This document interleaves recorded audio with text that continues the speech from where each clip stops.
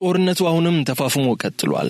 በቴል አቪቭ ሰማይ ላይ የሚሳኤል ዝናብ መዝነቡን ቀጥሏል። በኩዌት በረሃ ላይ ደግሞ የዓለም ቁንጮ ነው ተብሎ የሚጠራው ጄት ስለመከስከሱ ተሰምቷል። ጄት ስላችሁ አንድ ብቻ እንዳይመስላችሁ። በሌላ በኩል የእስራኤሉ መከላከያ ሰራዊት IDF አንድ አስደንጋጭ የሆነን መግለጫ አውጥቷል። ኢራን ክላስተር ቦምብን በመጠቀም እያጠቃች ነው፣ ሰላማዊ ህዝብ ላይ እየተኮሰች ነው የሚል አቤቱታን አሰምቷል። እንደምናውቀው እስራኤል ጠንካራ የሚባል የአየር መከላከያ ስርዓት ካላቸው ሀገራት መካከል አንደኛዋ ነች። በተለይ አይረን ዶም እና አሮ እየተባሉ የሚታወቁ እነዚህ የመከላከያ ስርዓቶች ነጠላ ኢላማዎችን በመምታት ረገድ ወደር የላቸውም። ኢራን ግን ይህንን ስርዓት ሰብሮ ለመግባት የቁጥር ብልጫን ሳይሆን የመበተን ስልትን መርጣለች። ይህንን ለማሳካት ደግሞ ክላስተር ቦምቦችን መጠቀም ጀምራለች የሚሉ መረጃዎች መውጣት ጀምረዋል። አንድ ሚሳኤል አየር ላይ ተበትኖ በመቶ የሚቆጠሩ ትናንሽ ቦምቦች ሆኖ የእስራኤልን የመከላከያ ስርዓት በማዛባት ኢላማውን እየመታ ነው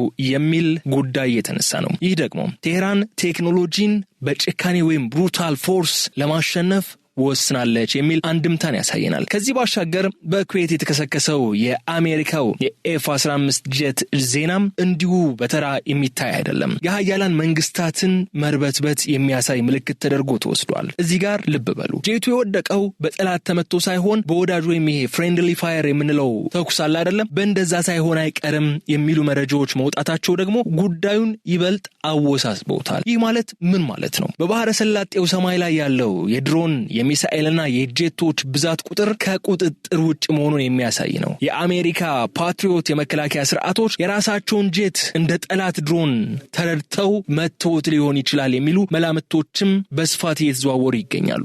ይህ በከፍተኛ ቴክኖሎጂ የሚመራ ጦርነት ወደ እርስ በርስ መተላለቅ እየተቀየረ ይሆን እንዴ የሚሉ ስጋቶች በከፍተኛ ሁኔታ መራገብ ጀምረዋል። በሌላ በኩል ኢራን ጦርነቱን ወደ ሳውዲ አረቢያ፣ ኩዌት፣ ኤምሬትስና ሌሎች የገልፍ ሀገራት አዙዋለች። ይህ ጥቃት ደግሞ በተለይም የሚሊታሪ ቤዞችና የነዳጅ ተቋማት ላይ ያነጣጠረ መሆኑ እየተገለጸ ይገኛል። የኢራኑ የውጭ ጉዳይ ሚኒስትር ሰይድ አባስ አራግቺ ሞዛይክ ዲፌንስ ተብሎ የሚጠራን ስልት ሀገራቸው እየተገበረች ስለመሆኑን ገልጿል። ይህ ስልት እኔን ከመታችሁኝ አብረን እንጠፋለን የሚል መልእክት ያለው ነው። ኢራን እስራኤልን መምታት ቢከብዳትም ከበዳት እንኳን ማለት አንችልም፣ ግን የኢራን እስራኤልን ለማጥቃት ወይም በእስራኤል ምድር የተሳካ ኢላማን ለመምታት የአይሮን ዶም እና የአሮ መከላከያ ስርዓቶችን ለማለፍ ብዙ ሚሳኤሎችን መተኮስ ይጠበቅባታልና ያንን ሂደት ለማቅለል ደግሞ የባህረ ሰላጤው ሀገራት ሶፍት ታርጌት ሆኖላታል ለኢራን፣ ቀላል ኢላማ ሆኖላታል ለኢራን። በእነዚህ ሀገራት ላይ የሚወድቅ እያንዳንዱ ሚሳኤል ታዲያ የዓለምን የነዳጅ ዋጋ እንዲያሻቅብ እያደረገው ይገኛል። ይህም አሜሪካን ወደ ድርድር ጠረጴዛ እንድትመጣ የሚያስገድድ የኢኮኖሚ ገመድ ጉተታ ነው የሚሉ መረጃዎች ይወጡ ነው። ባጭሩ ግን ይህ የሚያሳየን አንድ እውነት አለ። ይህ ጦርነት ከእንግዲህ በኋላ አሜሪካና እስራኤል ከኢራን ጋር የሚያደርጉት ጦርነት ብቻ አይደለም። ይህ የሰው ልጅ የፈጠራቸው ዘመናዊ መከላከያዎችና ቴክኖሎጂዎች በገዛ ፈጣሪዎቻቸው ላይ መሳሳት የጀመሩበት፣ እንዲሁም የቀጠናው ሀገራት የዝሆን ጦርነት መሬቱን ይጎዳዋል እንደሚባለው ሰለባ የሆኑበት የታሪክ ምዕራፍ ላይ ደርሰናል። በዛሬው የገበያ ሚዲያ የልዩ ጥንቅራችንም ታዲያ እነዚህን ጉዳዮች በስፋት እንዳስሳለን፣ እንመለከታለን። ከኤፍ-13 ጄት መከስከስ እስከ ክላስተር ቦምብ ጥቅም ላይ መዋል ብሎም ኢራን ለምንድን ነው የገልፍ ሀገራቱን ዋነኛ የሚሳኤሎቿ ኢላማ መዳረሻ ያደረገቻቸው የሚሉት ሶስት ቁልፍ ጉዳዮች ዛሬ የምንወያይባቸው፣ ሀሳብ የምናካፍላችሁ፣ መረጃዎችን የምናደርሳችሁ ጉዳዮች ይሆናሉ። አብራችሁ እንድትቆዩ እንጋብዛለን። ይህንን ቪዲዮ ከወደዳችሁት ላይክ በማድረግ ለወዳጆቻችሁ እንዲደርስ ደግሞ ሼር እንድታደርጉት እንጋብዛለን። ሀሳብ አስተያየታችሁን ደግሞ በኮመንት መስጫው ላይ አስቀምጡልን። ምን ይቀነስ ምን ይጨመር ሀሳባችሁን እንጠብቃለን። ከአጭሯ መሸጋገሪያ በኋላ ተመልሰን ስንመጣ ግን ወደ ዝርዝር ጉዳዮች እንገባለን።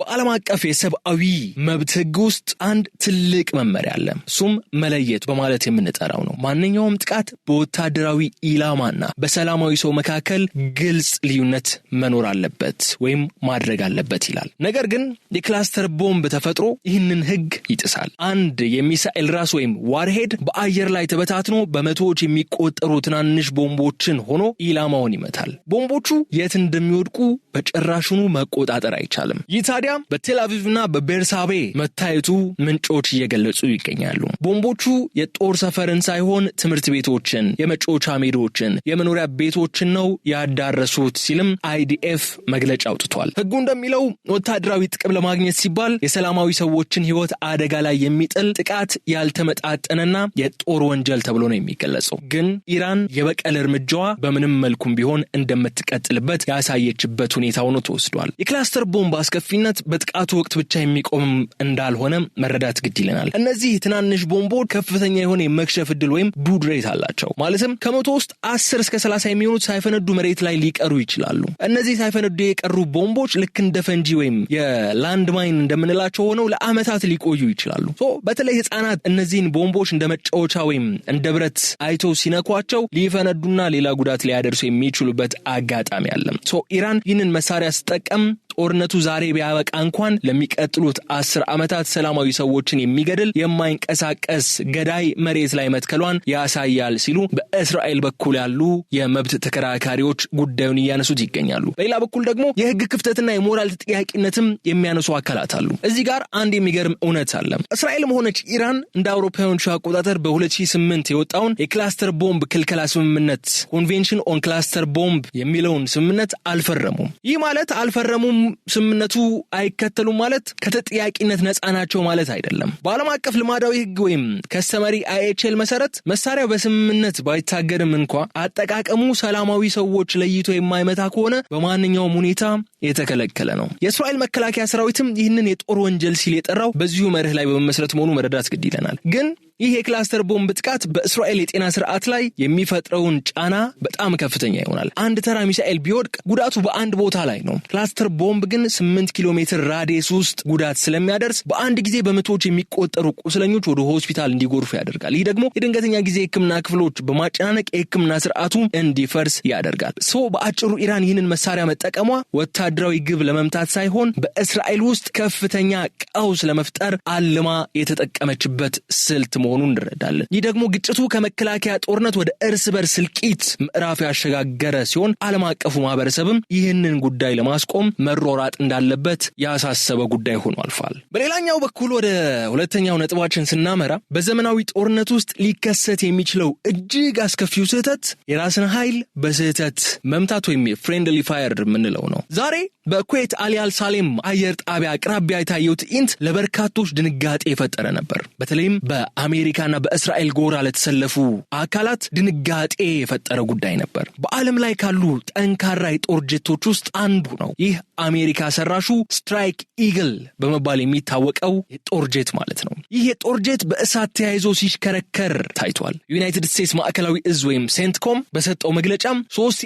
F-15 ጄቶች መውደቃቸውን አረጋግጧል። ምንም እንኳን የጦር ጄቶቹ ቢወድቁም 6ቱም የበረራ አባላት ግን በሰላም አምልጠዋል የሚል ጉዳይ አንስቷል። ነገር ግን ጥያቄ መሆን ያለበት 3 ወደቁ 6 አብራሪዎች በሰላም ወጡ ሳይሆን እንዴት የሚለው ጥያቄ ነው መነሳት ያለበት። እዚህ ላይ መረጃዎች እንደሚያመለክቱት ከሆነ እነዚህ ጄቶች የወደቁት በኢራን ሚሳኤል ሳይሆን በኩዌት የአየር መከላከያ ስርዓቶች መሆኑ እየተገለጸ ነው። በዚያ ሰዓት የኩዌት መከላከያ የኢራንን ድሮኖችና ሚሳኤሎችን ለመመከት በከፍተኛ ዝግጁነትና ተጠንቀቅ ላይ ነበር። በወታደራዊ ቋንቋ IFF ወይም አይደንቲፊኬሽን ፍሬንድ ኦር ፎ የሚባል የጄቶች ማንነት የሚለይ ቴክኖሎጂ አለ። ነገር ግን የዚያ የጦርነት ትርምስ ውስጥ በኤሌክትሮኒክስ መስተጓጎል ወይም በመገናኛ ብልሽት ምክንያት የኩዌት ፓትሪዮት ሚሳኤሎች የራሳቸውን አጋር ጄቶች እንደ ጠላት ኢላማ ተረድተው ሳይመቷቸው እንዳልቀሩ እየተገለጸ ነው። ይህ ደግሞ ስትራቴጂያዊ ቅዠት ነው። ይህ ለምንድነው የተከሰተው ብለን ስንጠይቅ ግን የመረጃ መዛባት የሚል መልስ ነው የምናገኘው። በአንድ ጊዜ በመቶዎች የሚቆጠሩ የኢራን ድሮኖች፣ ባሊስቲክ ሚሳኤሎችና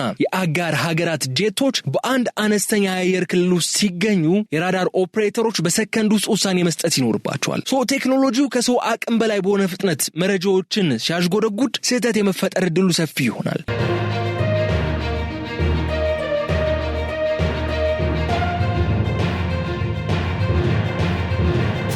የዛሬው ክስተት የሚያሳየው ጦርነቱ ምን ያህል ውስብስብና ለማስተናገድ አስቸጋሪ ወደሆነ ምዕራፍ መሸጋገሩ ነው። ይህ በራስ ላይ የተፈጸመ ጥቃት ታዲያ ወታደራዊ ኪሳራ ብቻ አይደለም ይዞ የሚመጣው፣ ፖለቲካዊ መዘዝም አለው። አሜሪካና ኩዌት በጋራ ምርመራ ያደረጉ ቢሆንም የባህረ ሰላጤው ሀገራት የአሜሪካ ጀቶች በእኛ ሰማይ ላይ መገኘታቸው ለጥቃት አጋልጦናል የሚል ስጋት እንዲያድርባቸውም አድርጓል። ኢራን ደግሞ ይህንን አጋጣሚ በመጠቀም አሜሪካ አጋሮቿን መጠበቅ አትችልም የሚል ፕሮፓጋንዳዋን እያስፋፋች ትገኛለች። በአጭሩ ግን ይህ የኤፍ-18 ጄቶች መከስከስ የሚያሳየን አንድ ነገር ካለ ጦርነቱ ከቁጥጥር ውጭ እየሆነ መሄዱ ነው። የቴክኖሎጂ የበላይነት ቢኖርም በጦርነት አውድማ ውስጥ ፍጹም ደህንነት የሚባል ነገር እንደሌለ ዛሬ በኩዌት በረሃ ላይ የታየው ጭስ ግልጽ ምስክር ነው። ከዚህ ባሻገር ይህ ጦርነት ከቁጥጥር ውጭ እየሆነ መምጣቱን የሚያሳየን ሌላኛው ጉዳይ ደግሞ ጦርነቱ የተቀሰቀሰው በአሜሪካና እስራኤል የጋራ ጥምረት ኢራን ላይ ነው። ይህ ሆኖ ሳለ ግን እስከ ቅርብ ሰዓታት ድረስ በተባበሩት አረብ ኤምሬትስ የኢራን ድሮኖችና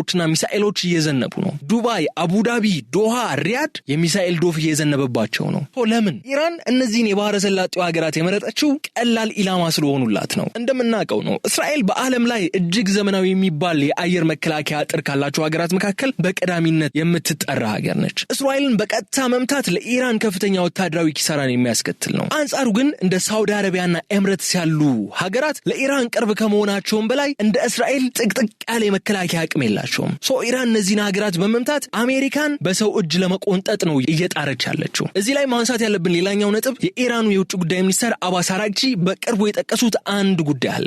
ዲሰንትራላይዝድ ሞዛይክ ዲፌንስ የሚባለው ነገር። ይህ ቃል የዛሬው ጦርነት ቁልፍ ነው። ይህ ስልት የኢራንን ጦር ወደ 31 ገለልተኛ ክፍሎችን ይበታትነዋል። ይህም በትላንትናው የልዩ ጥንቅራችን እንዳነሳ ነው ሁሉ እያንዳንዱ ክፍል ማዕከላዊ ትዕዛዝ ሳይጠብቅ የራሱን ድሮንና ሚሳኤል የማስወንጨፍ ስልጣንን ይሰጠዋል። ይህ ማለት በቴህራን ላይ የሚወርደው ቦምብ የኢራንን የጦር አቅም አይገተውም። የኢራን አመራር ጭንቅላቱ ቢቆረጥም እግሮቹ መስራታቸውን ይቀጥላሉ ማለት ነው። ይህ ያልተማከለ ጥቃት ነው ታዲያ ዛሬ በመላው ባህረ ሰላጤው ፍንዳታዎችን እያስከተለ የድሮንና የሚሳኤል ዝናብ እያስከተለ ያለው።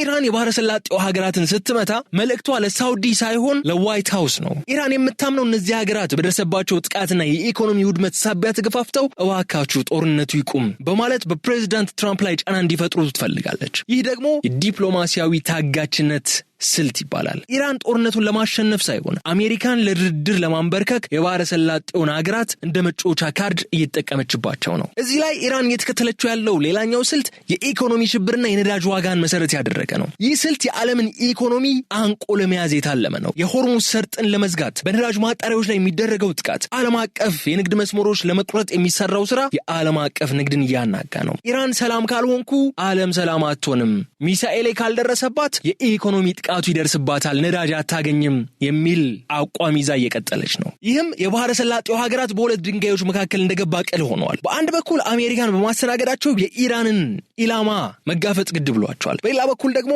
አሜሪካ ለራሷ ደህንነት ቅድሚያ መስጠቷ ተጥለናል የሚል ስሜት እንዲያድርባቸው አድርጓል። በተለይ ከሳውዲ የወጡ ያሉ ድምጾች እንደሚያሳዩት ከሆነውን አሜሪካ ጥላናለች የሚል ሀሳብ እንዲያዙ እየተሰማ ነው። በዛሬው ዕለት ከመካከለኛው ምስራቅ የወጡ መረጃዎች እንደሚያመላክቱት ከሆነ ደግሞ በሳውዲ አረቢያና በተባበሩት አረብ ኤምሬትስ ከፍተኛ አመራሮች ዘንድ ከፍተኛ ቁጣ መፈጠሩ ተገልጿል። አንድ ስማቸው ያልጠቀሱ የሳውዲ ባለስልጣን ከአልጀዚራ ጋር በነበራቸው ቆይታ አሜሪካ በኢራን ጦርነት ውስጥ የባህረ ሰላጤውን አገራት ችላ ብላለች፣ ትኩረቷን በሙሉ እስራኤልን በመከላከል ላይ ብቻ አድርገዋለች ሲሉ ተደምጠዋል። ይህ ታዲያ እንደ ተራ ቅሬታ የሚታይ አይደለም። የበርካታ አስርተ ዓመታት ስትራቴጂያዊ ግንኙነት እየፈረሰ መሆኑን የሚያሳይ አደገኛ ምልክት ነው። ለዚህ ቁጣ ዋነኛው ምክንያት የመከላከያ ድጋፍ አለው ነው። አሜሪካ እጅግ ዘመናዊ የሆኑ የኤጅስና ፓትሪዮት መከላከያ ስርዓቶቿን ለእስራኤል ሰማይ ለመጠበቅ አሰማርታለች። በሌላ በኩል ግን የአሜሪካ የጦር ሰፈሮችን የሚያስተናግዱትና ለኢራን ሚሳኤሎች ቅርብ የሆኑት የባህረ ሰላጤው ሀገራት ለክፍት ጥቃት ተጋልጠዋል። ሳውዲዎች የአሜሪካን ጄቶች እያስተናገድን፣ የኢራን ሚሳኤል ግን በላያችን ላይ ነው እየወደቀ ያለው የሚል መከራከሪያ ይዘው ብቅ ብሏል። ይህ ደግሞ የደህንነት ዋስትና ጥያቄ በአሜሪካና በአረብ ወዳጆቿ መካከል ያለውን አመኔታ እንዲሸረሸር አድርጎታል። የፕሬዝዳንት ትራምፕ አስተዳደር ይህንኑ ጥቃቱ ሲጀምር ዓላማው የኢራንን የኒውክሌር ወታደራዊ አቅም ማዳከም ነበር የነበረው። ነገር ግን ይህ ጥቃት በባህረ ሰላጤው አጋሮቹ ላይ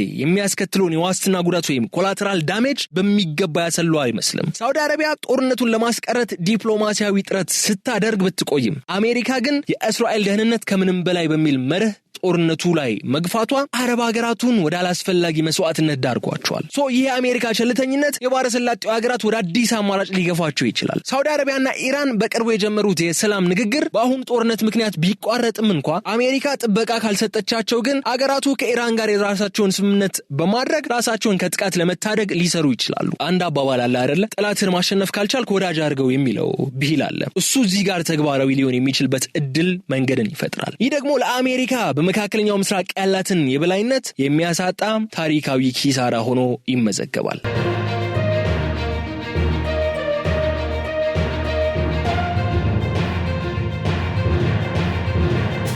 ወደ ሌላኛው ጉዳያችን ደግሞ እናምራና የእስራኤሉ መከላከያ ሚኒስትር እስራኤል ካትዝ ዛሬ ያስተላለፉት መልእክትን እንመልከተው። እስራኤል ካትዝ የሂዝቦላ ዋና ጸሐፊ ናይም ቃሲም አሁን ኢላማ የተደረገ በአይዲኤፍ ከሚፈለጉና እርምጃ ከሚወሰድባቸው ሰዎች ዝርዝር ውስጥ መካተቱን በይፋ ገልጸዋል። ናይም ቃሲም የሂዝቦላ መሪ የነበሩትን ሐሰን ናስረላህን ተክተው ወደ ስልጣን የመጡት ባለፈው መስከረም 27 ቀን ነበር። አሁን እስራኤል የናስረላህና የኻሚኔን መንገድ የተከተለ ሁሉ ዋጋ ይከፍላል በሚል መርህ የሊባኖስን ከፍተኛ አመራር ለማጥፋት በይፋ ወስናለች። ይህ የመሪ አደን ስልት ሂዝቦላህን ያለ መሪ ለማስቀረት የታለመለት ነው። እስራኤል እዚህ ውሳኔ ላይ ደረሰችው ግን በባዶ ወይም ከመሬት በመነሳት አይደለም። ትላንት ሌሊት ሂዝቦላ በሰሜናዊ እስራኤል ሃይፋ አቅራቢያ በሚገኝ ወታደራዊ ካምፕ ላይ ከፍተኛ የድሮንና የሚሳኤል ጥቃትን ሰንዝሯል። ይህ ጥቃት ለአያቶላ ኻሚኔ ሞት የተሰጠ አጸፋ መሆኑም ሂዝቦላ ገልጿል። እስራኤልም ታዲያ ይህንን ተከትሎ ወዲያውኑ ወደ ቤሩት ደቡባዊ ክፍሎችና በደቡብ ሊባኖስ ላይ ባደረሰችው የአየር ድብደባ ቢያንስ 30 ሰዎች ገድላለች። አሁን ጦርነቱ በሁለቱ ወገኖች መካከል የአይን ለአይን የበቀል እርምጃ ሆኖ ቀጥሏል። በጣም አሳሳቢው መረጃ ግን እዚህ ላይ ከዚህ በፊት እንደምናውቀው ያው አሜሪካም እስራኤልም ኢራን ላይ ጥቃት ሲፈጽሙ ምን ሲሉ በሚሳኤል ወይም በአየር ላይ ጥቃት የተመሰረተ ነበር። አሁን ግን በጣም አሳሳቢው ጉዳይ የአይዲኤፍ ቃል አቀባይ ኤፊ ዴፍሪን እስራኤል 100 የሚጠጉ ተጠባባቂ ወታደሮች ሪዘርቮችና በርካታ ብርጌዶችን አሰማርታ በሊባኖስ ድንበር ላይ ቆማለች። በሊባኖስ በኩል ያለውን ስጋት ለማስወገድ ሁሉንም አማራጮች በጠረጴዛ ላይ ናቸው ሲሉ ተደምጠዋል። የሊባኖስ ምድር በመውረር ወይም ግራውንድ ኢንቬዥን በማድረግ አይዲኤፍ ወደ ሊባኖስ ሊገባ እንደሚችልም አመላካች መረጃዎች ይወጡ ይገኛሉ። ይህ ደግሞ ሊባኖስን ወደ ከፋ እርስ በርስ ጦርነትና ውድመት ሊዘፍቃት እንደሚችል ተሰክቷል። የሊባኖስ ጠቅላይ ሚኒስትር ነዋፍ ሰላም የሂዝቦላህን ጥቃት ኃላፊነት የጎደለው ነው ሲሉ ኮንነውታል። መንግስታቸው ሊባኖስ ወደ ሌላ ትልቅ ጦርነት እንድትገባ እንደማይፈልግ ቢገልጽም በሂዝቦላና በእስራኤል መካከል ያለው ፍጭት ግን አሁን ሊቆጣጠረው ከሚችለው በላይ ሆኖበታል። ሊባኖስ በአሁኑ ሰዓት በኢራን ፍላጎትና በእስራኤል ቁጣ መካከል ተጠምዳ ትገኛለች። ባጭሩ ግን የናይም ቃሲም ኢላማ መሆንና የ100 ሺህ ወታደሮች መከማቸት የሚያሳየው ጉዳይ ጦርነቱ ከኢራን ሰማይ አልፎ ወደ ሊባኖስ ምድር ለመውረድ መቃረቡ ነው። እስራኤል የሊባኖስን ግንባር ለአንዴና ለመጨረሻ ጊዜ ዘጋለው የሚል ቁርጠኝነትም የያዘች ነው የምትመስለው። በሌላ በኩል የሆርሙዝ ወሽመጥ እየታፈነ ነው የሚገኘው በዚህ ሰዓት። የኢራን ሞዛይክ መከላከያ ወይም ሞዛይክ ዲፌንስ ትልቁ መሳሪያ ሚሳኤል ብቻ አይደለም፣ ጂኦግራፊ ነው። የሆርሙዝ ሰርጥ በዓለም ላይ ካለው የነዳጅ ንግድ 20% የሚያልፍበት ጠባብ መስመር ነው። ዛሬ ይህንን መስመር ኢራን በተዘዋዋሪ ዘግቷለች። ምንም እንኳ በይፋ ተዘግቷል የሚሉ መረጃዎች ባይወጡም በባህረ ሰላጤው ሀገራት የነዳጅ ማጣሪያዎች ላይ የሚደርሰው ጥቃትና በባህር ላይ የሚታዩ ድሮኖች ግን የመርከብ መድን ዋጋ ወይም ኢንሹራንስ በከፍተኛ ሁኔታ እንዲነር አድርገውታል። መርከቦች በዚያ በኩል ማለፍ መፍራታቸው ዓለምን የነዳጅ ጥም ውስጥ ሊከታት ችሏል። ይህን አንስተን ታዲያ ወደ መጨረሻው ጉዳያችን ንግባና ልዩ ጥንቅራችን አጠቃለን ሰናበት። ዛሬ ኢራን በእስራኤል ከተሞች ላይ ክላስተር ቦምብ መጠቀሟ የጦርነትን ህግጋት በይፋ ተግባር ላይ እይዋሉ እንዳልሆነ ያሳያል። ይህ መሳሪያ የተመረጠው ወታደራዊ ድል ብቻ ለማግኘት አይደለም። ይህ መሳሪያ የሰው ልጅን ስቃይ ለማብዛትና የሰላማዊ ሰዎችን ህይወት ለማናጋት ያለው ሚና በጣም ከፍተኛ ነው። ኢራን ይህንን መንገድ መምረጧ ጦርነቱ ወደ መገዳደልና መጠፋፋት ደረጃ መሸጋገሩን የሚያሳይ ነው። ይህም እዚህ ላይ ዓለም አቀፋዊ የህግ የበላይነት ምንም ትርጉም እንደሌለው ያሳያል። ሌላኛው በኩዌት በረሃ ላይ በስህተት የወደቀው የአሜሪካ ኤፍ-15 ጄት ለዘመናዊዎቹ ወታደራዊ ኃይሎች ትልቅ ማስጠንቀቂያ ነው። እጅግ ዘመናዊ ቴክኖሎጂዎች በታጀቡበትና መረጃዎች በሰከንድ በሚጎደጎዱበት የጦርነት አውድማ ውስጥ ስህተት መፈጠሩ አይቀሬ ነው። የዛሬው ክስተት እንደሚያሳየው የጦርነት ቴክኖሎጂ ከሰው ልጅ ቁጥጥርና አስተሳሰብ በላይ እየፈጠነ መምጣቱ ነው። ወደፊቱ ይበልጥ አደገኛ የሆኑ ስህተቶች እንዲከሰቱ በር ከፋች ነው። ከዚህ ባሻገር ምናልባት ከጦርነቱ በላይ ለወደፊቱ ዓለም ትልቅ ተጽዕኖ የሚኖረው ደግሞ የባህረ ሰላጤው ሀገራት የአሜሪካን ጥበቃ መጠራጠራቸው ነው። ሳውዲ አረቢያ፣ ኩዌት፣ ኤምሬትስ፣ ኳታር አሜሪካ ጥላናለች የሚል ድምጽ ማሰማታቸው ለብዙ ዓመታት የቆየውን የደህንነት ስምምነት አናግቶታል። እነዚህ ሀገራት ከእንግዲህ በኋላ ደህንነታቸውን በዋሽንግተን ላይ ብቻ ከመጣል ይልቅ የራሳቸውን አዲስ የፖለቲካ አስተላለፍ ለመፈለግ መንቀሳቀሳቸው የሚቀር አይደለም። ይህ ደግሞ አሜሪካ በመካከለኛው ምስራቅ የነበራትን የዘመናት የበላይነት ሊገታው ይችላል። ባጭሩ ግን ዓለም የተገነዘበችው አንድ እውነት አለ። ጦርነት አሸናፊ የለውም። ቴህራን መሪዋን አጣለች፣ እስራኤል ሰላሟን አጣለች፣ የባህረ ሰላጤው ሀገራት ደግሞ ደህንነታቸውን አጥተዋል፣ ዓለም ደግሞ መረጋጋቷን አጣለች። ዛሬ የጀመረው ይህ ትርምስ ነገ ወደየት እንደሚያመራ ለመተንበይ ቢከብድም ዓለም ግን ከእንግዲህ ወደ ነበረችበት ወደ አሮጌው ስርዓት እንደማትመለስ ግልጽ ነው በማለት የዕለቱን የልዩ ጥንቅር መሰናዶውን እዚህ ጋር ቋጫለሁ። የተከበራችሁ ተከታታዮቻችን የገበያ ሚዲያን የዩቲዩብ ገጽ ላይክ፣ ሼርና ሰብስክራይብ እንድታደርጉ እየጋበዝኩኝ በአስተያየት መስጫው ላይ ደግሞ ሐሳብ አስተያየታችሁን እንድታስቀምጡልኝ እጋብዛለሁ። ሰላም።